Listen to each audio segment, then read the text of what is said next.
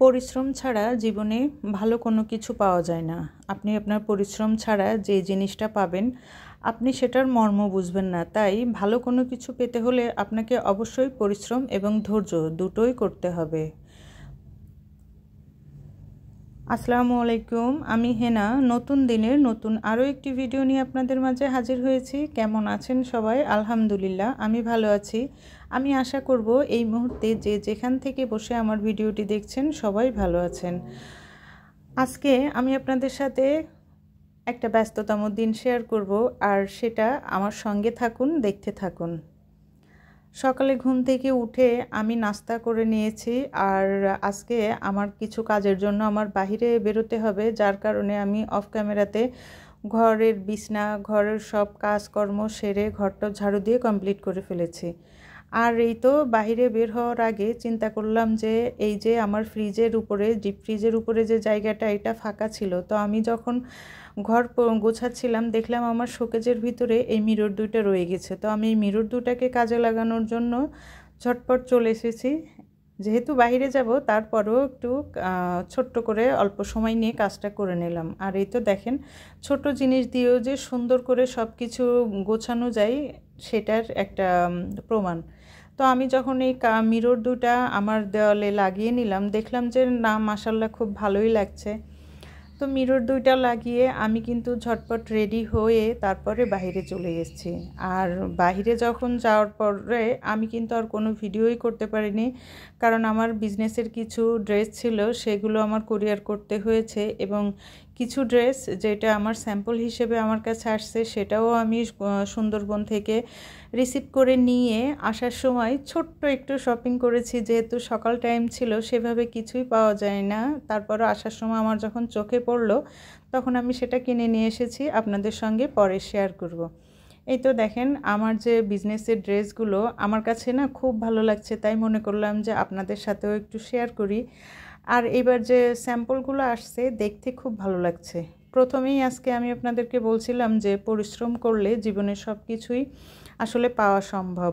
আপনি যখনই নিজেকে একটা ভালো স্থানে নিতে চাইবেন, তখন কিন্তু আপনার নিজের অনেকটা শ্রম তার পিছনে ব্যয় করতে হবে। আমি প্রথম যখন আমার বিজনেসটা স্টার্ট করি, তখন আমি খুবই চিন্তা করতাম যে আসলে কি করব, কিভাবে হবে, আমাকে দিয়ে আমি পারবো কি না।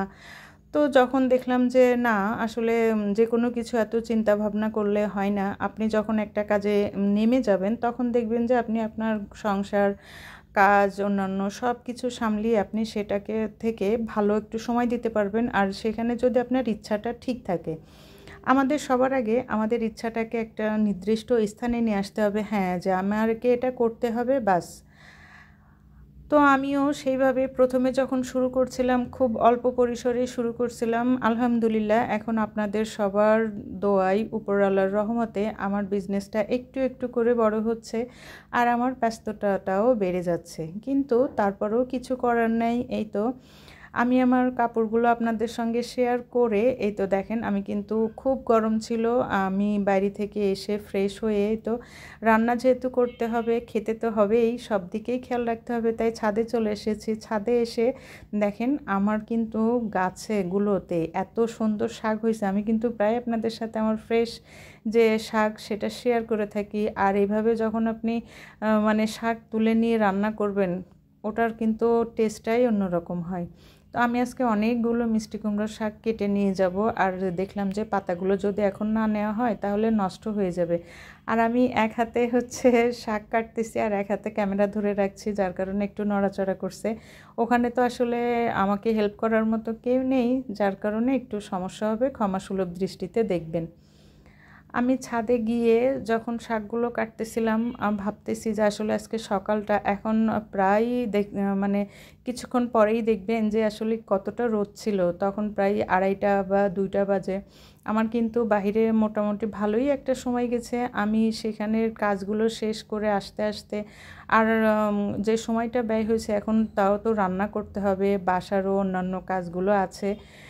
তো আমি শাকগুলো সুন্দর করে কেটে নিচ্ছি। আর এই শাকটা যখন আমি বাসায় নিয়ে এসে রান্না করব, সেটা খাওয়ার মজাটাই অন্যরকম হবে।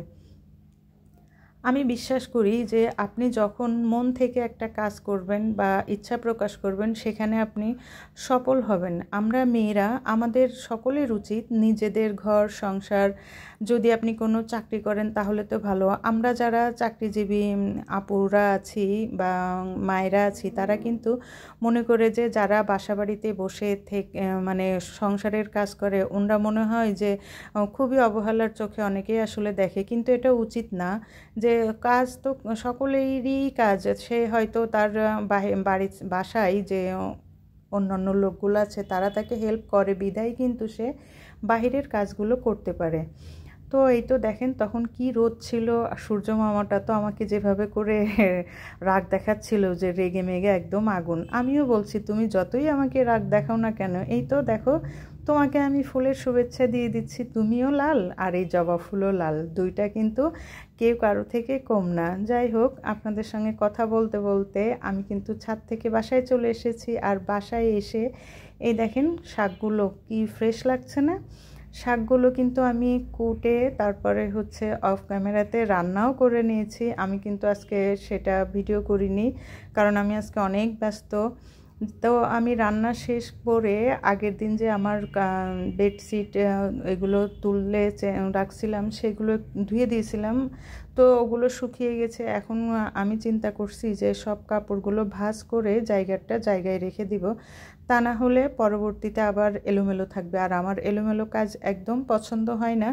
আমি চেষ্টা করি যে প্রতিদিনকার কাজই প্রতিদিন শেষ করার জন্য, সেটা আমার ব্যবসা হোক, ঘরের কাজ হোক বা যে কোনো মানুষের সঙ্গেও যদি কোনো আমার প্রয়োজনীয় কাজ থাকে সেগুলো আমি সবসময় দিনেরটা দিনে শেষ করতে পছন্দ করি, যাতে আমাকে কেউ কখনো বলতে না পারে যে হচ্ছে যে তোমার এই কাজটা আজকে কমপ্লিট হয় নাই, বা আমারও নিজের কাছে সারাদিন পরে গিল্টি ফিল না হয়। এই তো দেখেন আমি আপনাদের সঙ্গে যে বলেছিলাম যে আরও ছোট্ট একটা জিনিস কিনে নিয়ে এসেছি, এই তো আপনাদের সাথে সেটাও শেয়ার করলাম। কেমন হয়েছে বলেন? আমার না অনেক দিন থেকে এরকম একটা প্লেটের খুব শখ ছিল। আপনি যখন এটার উপরে রোস্টগুলো রান্না করে সাজিয়ে রাখবেন দেখতে কিন্তু খুব ভালো লাগবে, আর যেহেতু একদম ফ্রেশ তাই দেখতেও অনেক ভালো ছিল। এতক্ষণ পর্যন্ত ধৈর্য সহকারে যারা আমার ভিডিওটি দেখছেন প্লিজ আমার ভিডিওতে একটা লাইক দিবেন। আমি চাইবো যে নতুন এই মুহূর্তে যারা জয়েন করেছেন, আমাকে যদি আপনাদের দেখতে ভালো লাগে বা আপনারা যদি আমার ভিডিওগুলো পছন্দ করেন তাহলে আমার চ্যানেলটা সাবস্ক্রাইব করে তারপর আমাকে পাশে থাকার জায়গাটা করে দিবেন।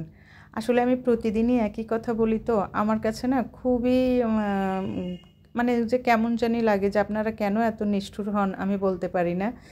তো ওই যে আমি কিছুদিন আগে যে আদা রসুন এগুলো বেটে যে ফ্রিজে রেখে দিয়েছিলাম ব্যস্ততার কারণে, আসলে সেগুলো আমি তৈরি করে ঠিকভাবে গুছিয়ে রাখতে পারিনি। আর আমি দেখি অনেক আপুরাই একদম ব্লেন্ড করে তারপরে হচ্ছে বক্স ভরে রেখে দেয়। আপনি যখন বক্স ভরে রেখে দিবেন আপনার খুব দ্রুত রান্না করার কাজে যখন লাগবে, এটা আবার যখন আপনার বরফটা ছুটতে হবে তারপরে কাজ করতে হবে।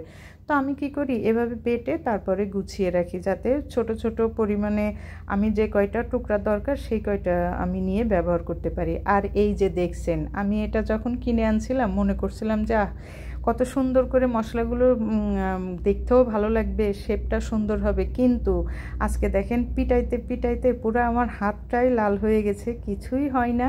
তার থেকে আমার পদ্ধতিটাই বেস্ট।